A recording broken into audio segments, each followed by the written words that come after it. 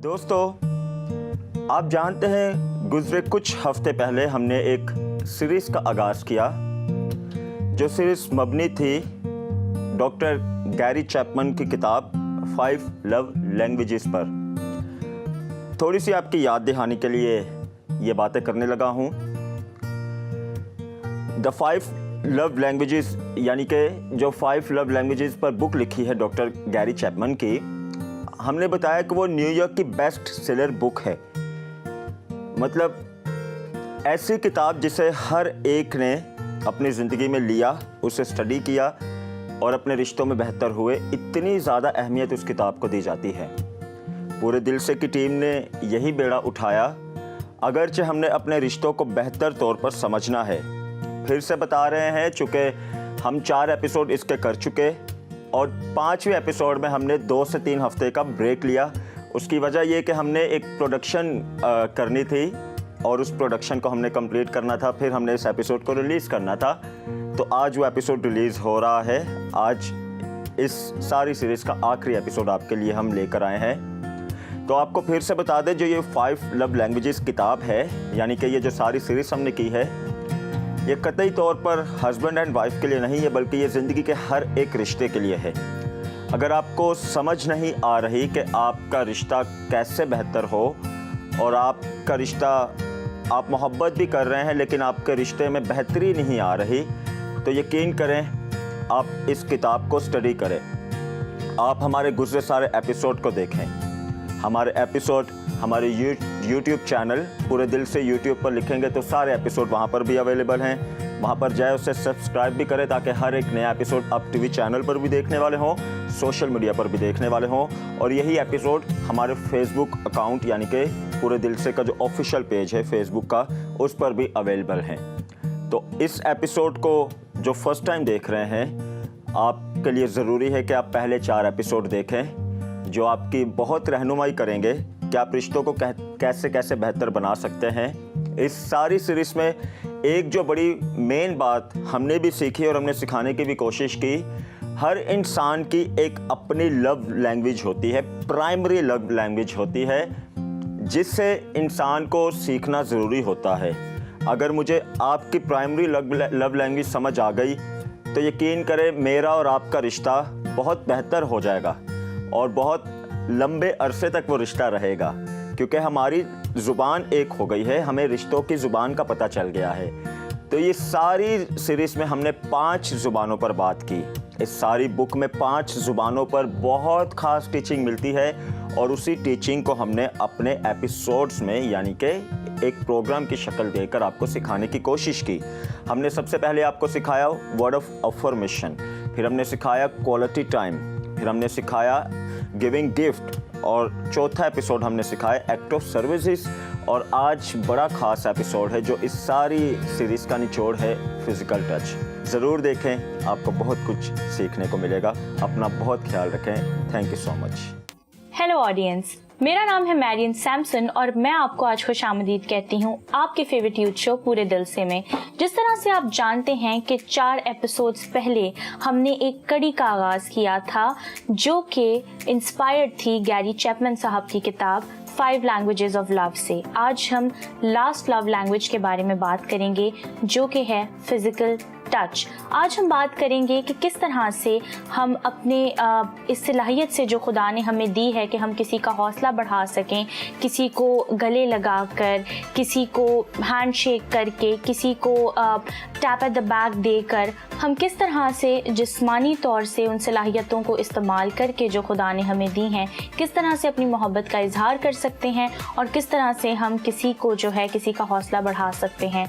आज हम इसके बारे में भी बात करेंगे और साथ ही साथ हम ये बातें भी करेंगे कि जो हमारी सोसाइटी में मिसकंसेप्शन पाई जाती है फिजिकल टच को लेकर और जो हम बहुत ज़्यादा हेजिटेंट होते हैं, ज़्यादा हम एक्सप्रेसिव नहीं होते, हम इसके बारे में भी बात करेंगे और हम इसके एडवर्स इफेक्ट्स के बारे में भी बात करेंगे कि जिन सोसाइटीज़ में जहाँ पर बच्चों को फिजिकल टच से जो है महरूम रखा जाता है उनका क्या हाल होता है। इससे पहले कि हम डिस्कशन को आगे बढ़ाएं, मिलते हैं टीम से। ऑगस्टिन, कैसे हैं आप? मैं ठीक, मैरियन, आप ठीक है? मैं भी बिल्कुल ठीक हूँ। ऑगस्टिन, आज के टॉपिक के बारे में आप क्या कहना चाहेंगे कि आज हमने अपने ऑडियंस के लिए क्या रखा है? मैरियन, आज का एपिसोड हमारे गुज़रे 4 एपिसोड की तरह बहुत ही स्ट्रॉन्ग भी होगा और सीखने वाला भी होगा। इससे पहले कि दोस्तों को बताएं आज हमारे पास क्या है आज के एपिसोड में। डॉक्टर गैरी चैपमैन जो कि अपनी इस बुक में लिखते हैं, जो फिज़िकल टच वाली ज़ुबान है ये सबसे स्ट्रॉन्गेस्ट ज़ुबान है किसी भी इंसान से मोहब्बत को शो करने में। तो दोस्तों, आज के एपिसोड में आपको हमेशा की तरह एक बहुत ही अच्छी हमने स्टोरी भी आपके लिए रेडी की है, चूँकि हमारी ये बड़ी डिज़ायर रही जब हमने इस एपिसोड को स्टार्ट किया कि हम सिर्फ अपनी बातों से नहीं बताएं बल्कि प्रैक्टिकल लाइफ के एग्जाम्पल भी आपको दें, जो कि हर एक स्टोरी में हम आपको दिखाते आ रहे हैं। और आपकी आज के एपिसोड में भी आपको एक ऐसी स्टोरी मिलेगी। और हमेशा की तरह इस अच्छे और खूबसूरत एपिसोड का इख्तिताम हम एक अच्छे से गीत से करेंगे। Thank you so much. That's great Augustin. और इसके साथ ही दीगर टीम से भी मुलाकात करते हैं। ब्रिटनी, कैसी हैं आप? मैं बिल्कुल ठीक, आप कैसे हैं मैरियन? मैं भी बिल्कुल ठीक हूँ ब्रिटनी।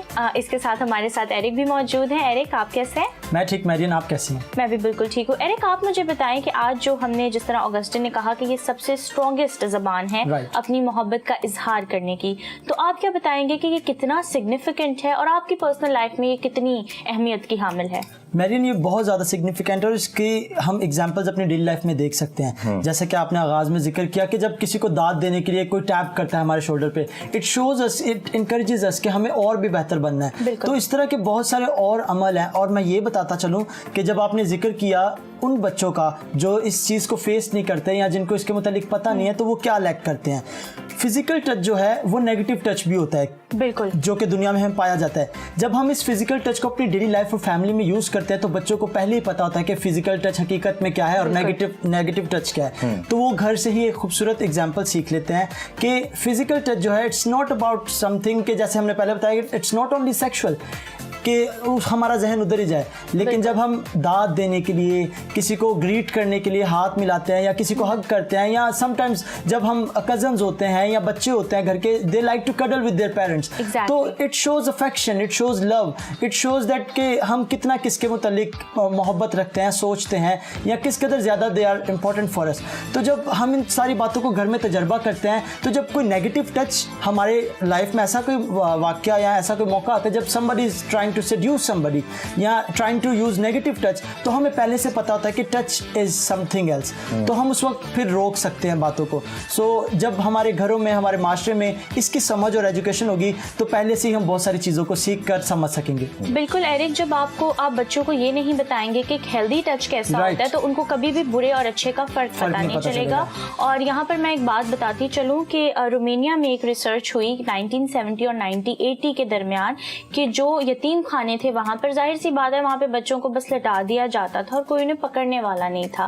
तो क्या हुआ कि वो जब बच्चे बड़े हुए तो एक तो उनकी ग्रोथ कम थी, ऊपर से उनको बहुत ज्यादा इश्यूज हुए, न्यूरोलॉजिकल और साइकोलॉजिकल भी, क्योंकि उनको ट्रस्ट इश्यूज भी थे, उन्हें जो है अपने बॉडी इमेज के इश्यूज भी उन्होंने फेस किए। और वो जो है हेल्दी बच्चों की तरह, क्योंकि उन्हें अफेक्शन नहीं मिली थी, उन्हें जो है वो प्यार नहीं मिला था, जो कि एक माँ का टच जो होता है वो नहीं मिला था, उसकी वजह से उन्होंने अपनी पूरी जिंदगी में उसको लैक किया और बहुत ज़्यादा साइकोलॉजिकल उनको मसले हुए। तो एरिक, इसके साथ ही मैं एक बात बताती चलूँ अपने ऑडियंस को भी कि मेडिकल साइंस भी कहती है कि जो माएँ हैं उनको अच्छी तरह से पता होगा कि इसको हम कैंगरू टेक्निक का नाम देते हैं, कि कहा जाता है कि जब बच्चा छोटा है तो उसको जो है स्किन टू स्किन कांटेक्ट दिया जाए, उसको अपने ऊपर लिटाया जाए। माएँ या उनके वालिद जो है उनको अक्सर अपनी छाती पर लिटाते हैं जब बच्चा छोटा होता है, ताकि जो है वो बच्चा सिक्योर फील करे, सेफ फील करे। तो ये बहुत ही खूबसूरत जो है खुदा ने हमें सलाहियत दी है जिससे हम अपनी मोहब्बत का इजहार कर सकते हैं। तो इसी के साथ ही हम अपने पैकेज की तरफ चलते हैं जो हमारी टीम ने बड़ी मेहनत से आप लोगों के लिए प्रिपेयर किया है। तो आइए देखते हैं।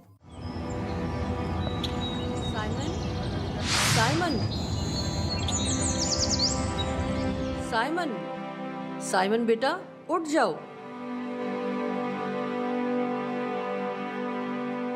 Happy birthday to me.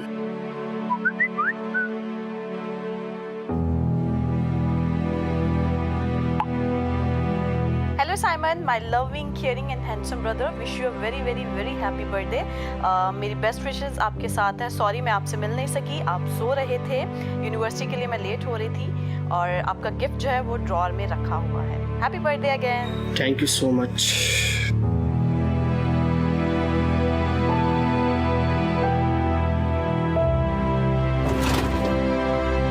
Wow,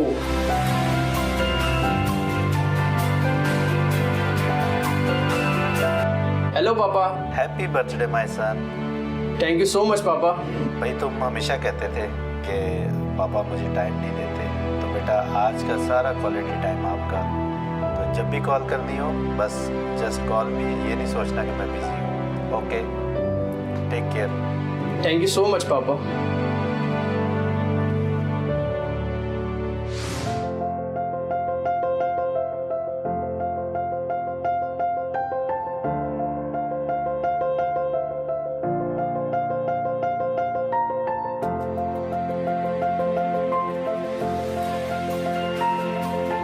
आ रहा हूँ भाई।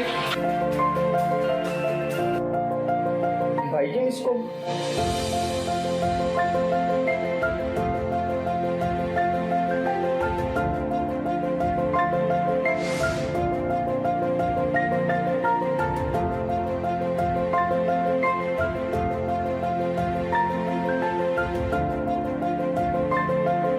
भाई मैं अंदर आ सकता हूँ? वेलकम बर्थडे बॉय, आ जाए। हैप्पी बर्थडे मेरे भाई।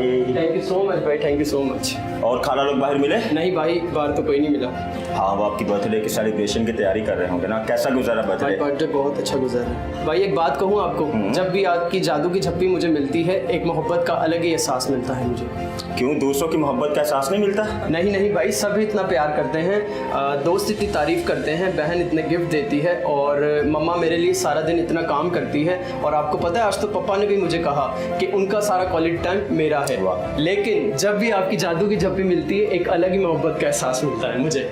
चलो आओ बैठते हैं। तुम्हें याद है पिछले हफ्ते हम एक प्रोग्राम देख रहे थे मिलकर पूरे दिल से? जी। उसमें यही सिखा रहे थे कि हर एक शख्स की अपनी अपनी मोहब्बत की जुबान होती है। जी भाई, ये मोहब्बत की जुबान क्या होती है? मोहब्बत की ज़ुबान यही होती है, जैसे मेरी ज़ुबान है कि मुझे कोई गिफ्ट दे तो मुझे मोहब्बत का ज़्यादा एहसास होगा। एक होती है वर्ड ऑफ अफर्मेशन होती है, गिविंग गिफ्ट होती है, एक्ट ऑफ सर्विसेज होती है, क्वालिटी टाइम होती है, और एक फिजिकल टच होती है। तो जो मैंने हिसाब लगाया है, तुम्हारी जो मोहब्बत की ज़ुबान है मेरे ख्याल में वो फिजिकल टच है, क्योंकि तुमने कहा ना कि मैं जब तुम्हें गले लगाता हूँ तो तुम्हें ज़्यादा मोहब्बत का एहसास मिलता है। तो मैं ऐसा करूँगा, खाला लोगों को बोलूँगा, उन्हें प्रोग्राम का लिंक भेजूँगा ताकि वो फिजिकल टच की मोहब्बत को सीखने वाले हों और फिर वो भी तुमसे उसी ज़ुबान में प्यार करने वाले हों। जी भाई, मैं मम्मा लोग कर जाकर बताऊंगा कि प्रोग्राम देखें। चलो वेरी गुड, अब चलते हैं बाहर। Once again happy birthday. Thank you so much भाई।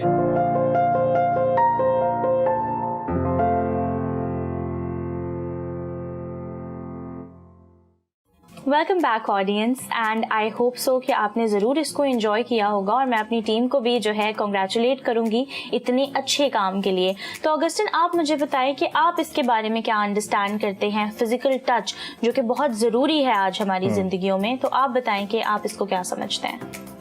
मेरिन, सबसे पहले तो ये बात तो हतमी सच्चाई है, हर एक इंसान को मोहब्बत की ज़रूरत होती है। अगर हमारे पास सब कुछ हो, यानी कि हमारे पास गाड़ी हो, बंगला हो, लेकिन अगर हमारे पास मोहब्बत करने वाले शख्स नहीं ना होंगे या इंसान नहीं होंगे, लोग नहीं होंगे, तो हमारी नज़र में किसी भी चीज़ की कोई वैल्यू नहीं होगी। तो आज जैसा कि मैंने आगाज़ में कहा, डॉक्टर गैरी चैपमैन की बुक के मुताबिक, और बहुत सारे स्कॉलर की रिसर्च भी है कि जो फिज़िकल टच वाली लैंग्वेज है ये सबसे स्ट्रॉन्गेस्ट है लैंग्वेज है, सबसे मजबूत ये एक रवैया है कि जब हम किसी को हक करते हैं, किसी का साथ देते हैं। आपको याद है बचपन में हम सब निकले हैं बचपन में से, और आज भी हम देखते हैं जब हमारे छोटे बच्चे होते हैं, जब भी पेरेंट्स घर पर जाते हैं तो बच्चे फटाफट जाके पेरेंट्स को हक कर लेते हैं, या पेरेंट्स जब आते हैं तो पेरेंट्स बच्चों को हक कर लेते हैं। एक उससे क्या होता है कि वो कहते हैं हमारी थकान उतर गई, और दूर से फिर बच्चों को पता चलता है कि अब हम सिक्योरिटी में आ गए हैं। और जब हम बच्चों को हक करते हैं तो ये एक ऐसी वाहिद जुबान है जो स्कॉलर ये भी बताते हैं जो छोटे से छोटे बच्चे को भी समझ आ जाती है। फिजिकल टच की मैं बात कर रहा हूँ, ये एक ऐसी जुबान है जिसको बोलना भी नहीं भी समझ आएगा ना, वो भी इसको समझ जाएगा। लेकिन अनफॉर्चुनेटली हमारे माशरे में चूंकि एक साइड बन गई है जहां पर फिजिकल टच का नाम आता है, हमारी फौरन साइड नेगेटिव की तरफ चली जाती है, क्योंकि माशरे में मिसालें ऐसी मिलती हैं, लोगों का ट्रस्ट एक दूसरे पर से हट गया है। और आपने जिस रिसर्च की बात की, मैं समझता हूँ आज के माशरे में भी चंद ऐसे कबीले हैं, ऐसे इलाके हैं जहां पर मैं समझता हूँ बेटियों को अगर किसी ने हाथ भी मिला लिया तो इतना ज्यादा नेगेटिव उनको समझा जाता है, या किसी ने सर के ऊपर भी हाथ रख दिया तो इतना नेगेटिव समझा जाता है कि तो आप तो बेटी हैं, आप कैसे किसी से हाथ मिला सकती हैं। तो हमने ये सारी, मैं समझता हूँ, नेगेटिव सोचों को ना एक ब्रेक करना है। हमने देखना है कि जब हर एक स्कॉलर, हर एक टीचिंग इसको इतनी पॉजिटिविटी दे रही है, बाइबल इसकी इतनी पॉजिटिव हमें तालीम दे रही है, तो हम क्यों नेगेटिव इसको लेकर आगे बढ़ रहे हैं। ऑगस्टिन, आपने बात की लोगों की सोच की, तो मैं बताती चलूँ कि लोगों की सोच जो है हमेशा जो है पॉजिटिव में से भी नेगेटिव ढूंढ ही लेती है। अगर हम यीशु मसीह की मिसाल दें कि जब यीशु मसीह के उस खातून ने आकर जब अपने इत्र डाला यीशु मसीह पर और अपने बालों से उनके पाँव साफ किए, तो वो कितनी खूबसूरत तस्वीर हमें मिलती है, जिसमें फिजिकल टच भी आ जाता है, जिसमें एक्ट ऑफ सर्विस भी आ जाता है, जिसमें गिफ्ट गिविंग भी आ जाता है, क्योंकि वो इत्र बहुत बेशकीमत था। तो उन्होंने अपनी मोहब्बत का इतना वालिहाना इजहार किया, लेकिन उस पर भी जरूर है कि लोगों ने यीशु मसीह पर भी उंगली उठाई होगी कि ये किस तरह इसने एक औरत को अपने आप को टच करने दिया। तो ये है कि हम इतने ज्यादा तंग नजर हो गए हैं कि हम जो है अच्छी बात में से भी जो है बुरी बात निकाल ही लेते हैं। लेकिन आज हमारे लिए सीखने का मुकाम ये है कि हम बिब्लिकल स्टैंडर्ड्स को फॉलो करें और जो जिस तरह से यीशु मसीह ने हमारे सामने जो मिसाल कायम की है उसको फॉलो करते हुए अपनी मोहब्बत का इजहार करें। तो ब्रिटनी, आप मुझे बताएं, what is your understanding about this? So as we are talking about physical touch, so I will take a very clear example, and that example is of me and my father. Whenever I'm sad, or you can say जब मैं बहुत ज़्यादा let down feel करती हूँ, या फिर I feel that nobody is talking to me, I'm feeling ignored, so I just go and hug my father. My father and my love language is physical touch. No matter what happened, my father, when he is ignored or he feel like he's letting down, so he goes and hug his mother.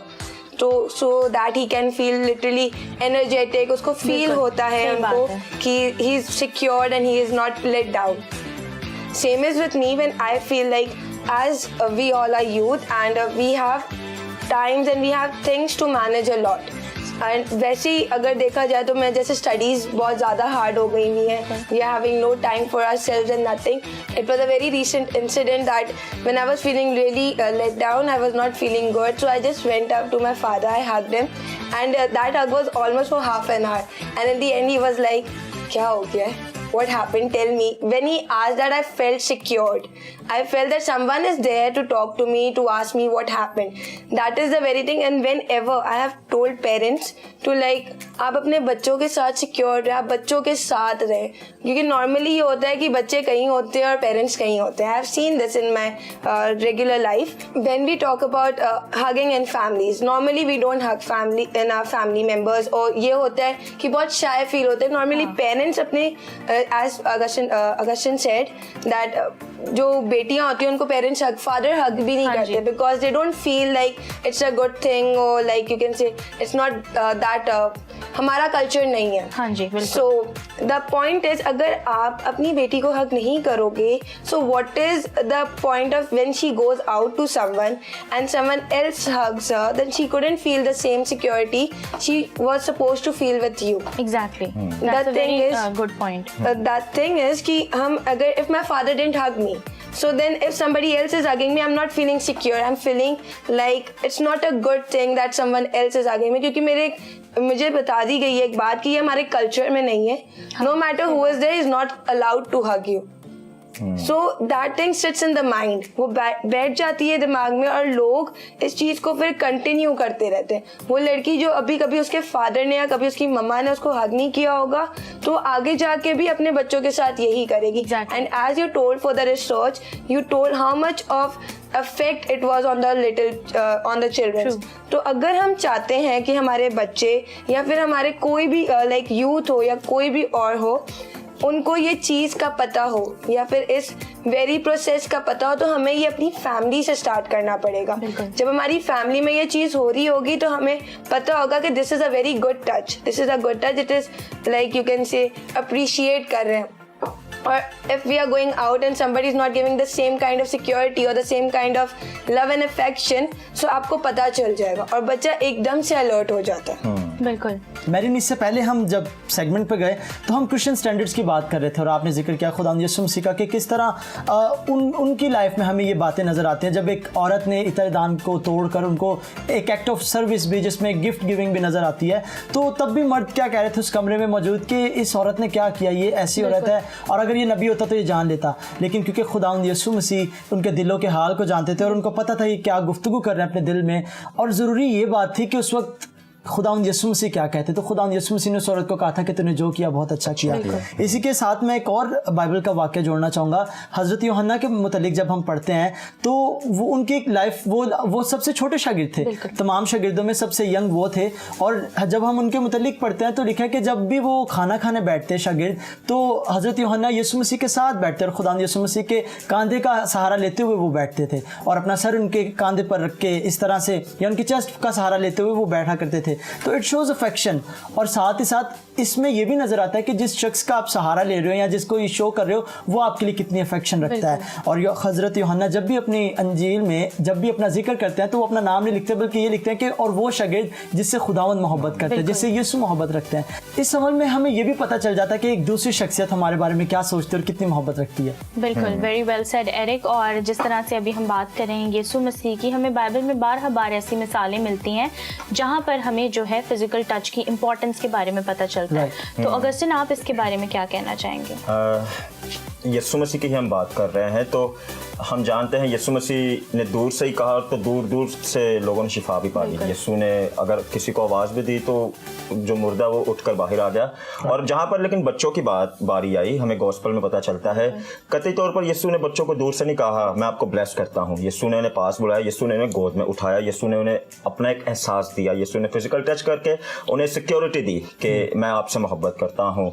और जैसे Eric ने John की बात की, तो जब हम जानते हैं जब इतनी सारी मोहब्बत को लेकर वो आगे बढ़े, फिर उन्हें एक वक्त आया कि उन्हें मोहब्बत का रसूल का लक़ब मिला। तो मोहब्बत को स्प्रेड करने के लिए डेफिनेटली हमें हमारी थिंकिंग को बड़ा क्लियर करना जरूरी होता है। आज कितना बड़ा चैलेंज है हम यूथ के लिए कि हमने लोगों को स्प्रेड करना है कि माशरे की थिंकिंग एक तरफ है फिजिकल टच को लेके, लेकिन एक्चुअल में यूथ को यहाँ पे स्प्रेड करना है कि फिजिकल टच का सिर्फ मकसद नेगेटिव ही नहीं होता, फिजिकल टच ये भी होता है। अगर दोस्त हैं हम तो हम दोस्त का हाथ पकड़ के कह सकते हैं आप किसी भी मुश्किल से गुजर रहे हैं मैं आपके साथ हूँ। अगर पेरेंट्स हैं तो पेरेंट्स बच्चों को हक करके बता सकते हैं कि आपको अगर जिंदगी में कोई भी मसला होगा मैं आपके साथ हूँ। अगर हमारे सिबलिंग है तो सिबलिंग एक दूसरे को हक कर सकते हैं, सिबलिंग एक दूसरे का हाथ पकड़कर उन्हें बता सकते हैं कि हम जैसे भी हालात होंगे हम आपके साथ होंगे। तो ये सारी जुबानों का मकसद ये है एक्चुअल में, अगर हमें ज़िंदगी में बेहतर होना है, रिश्तों में आगे बढ़ना है, तो हर एक रिश्ते लैंग्वेज को सीखना बेहद ज़रूरी है। और आज जो फिजिकल टच वाली जुबान है इसको तो बेहद सीखना ज़रूरी है। ऑगस्टिन, आपने बड़ी प्यारी बात की और मुझे यीशु मसीह की ही मिसाल को, क्योंकि वो हमारे जो है एपिटमी ऑफ एक्सेलेंस हैं, तो मुझे एक और बात याद आ गई कि यीशु मसीह कोढ़ियों को जो है हाथ लगाकर शिफा देते थे। उन्होंने अंधे इंसान की आंखों के ऊपर हाथ रख के उसको शिफा दी। और यही जो है हमें, जो लोग यीशु मसीह से मोहब्बत का दावा करते हैं, यही पैटर्न हमें उनमें भी मिलता है। जिस तरह आप डॉक्टर रूथ फाओ को देख लें कि वो किस तरह से जो है कोढ़ियों को, जिनको उनकी फैमिलीज फेंक जाया करती थी, वो उनका अपनी हाथों से इलाज करती थी। तो ऑडियंस, आज हमारे लिए हासिल कलाम जो है वो यही है कि अपनी मोहब्बत का इजहार करें, किसी से कराहियत ना करें। हो सकता है आपके घरों में ऐसे कुछ पेशेंट्स हों जिनको आप कभी टच करना ना चाहते हो और आपको लगता हो कि शायद पता नहीं हमें क्या हो जाएगा, लेकिन जो है इन सारे बैरियर्स को तोड़ें।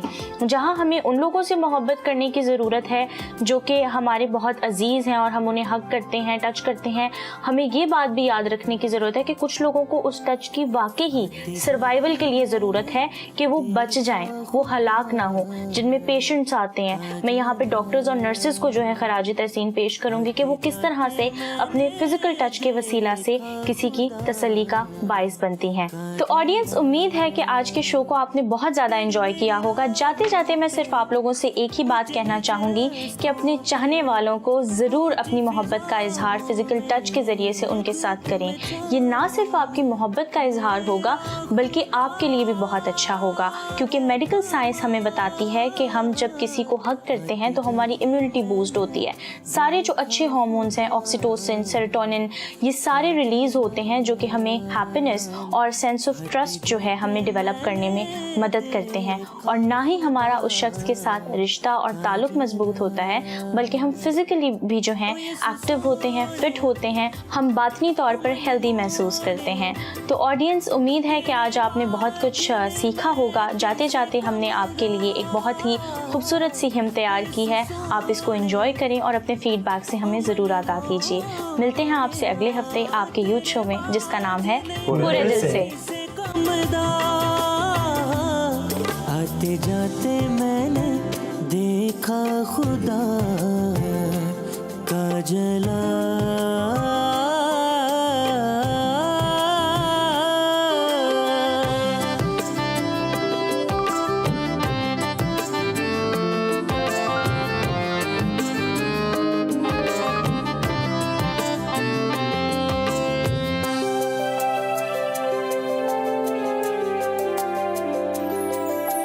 रात थी गमगीन, कोई ना मेरे पास था, तू ही तो सहारा मेरा निगहबान था।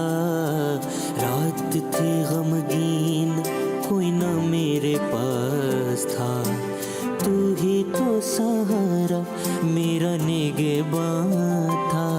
तेरे आ जाने से नासिरी मेरी मुश्किल थी हल हो गई, मेरी रातों को सहर मिल गई,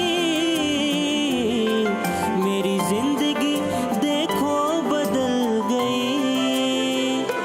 मैं तो गाऊंगा, साज बजाऊंगा, दुनिया में जाऊंगा, गीत सुनाऊंगा, मशरिक मगरिब जुनूब और शुमाल।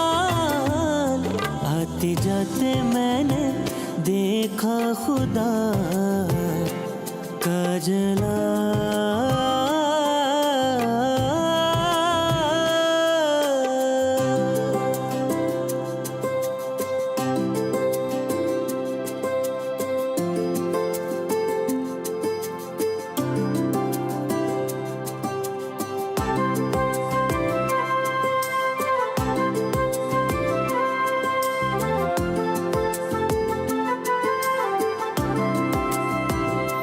मुझको बचाता है, राह दिखलाता है, मुझको बचाता है, राह दिखलाता है। गिर जाऊं राह में फिर वो उठाता है, तेरे नाम से हो मेरा सफर, मेरी जान तेरा करती जिक्र। देहात हो या कोई शहर, गीत गाऊं तेरे जाके घर घर। ओ यीशु प्यारा है, बख्शनहारा है, जा से प्यारा है, मेरा कफारा है, झोली भरता है था मैं कंगाल। आते जाते मैंने देखा खुदा का जलाल। आते जाते मैंने देखा खुदा का जलाल। टेढ़ी मेढ़ी राहों पे, ऊंचे नीचे रास्तों पे, ऊंची फिजाओं में, धूप में छाओं में, मेरा खुदा है कमाल। आते जाते मैंने देखा खुदा का जलाल। आते जाते मैंने देखा खुदा का जलाल।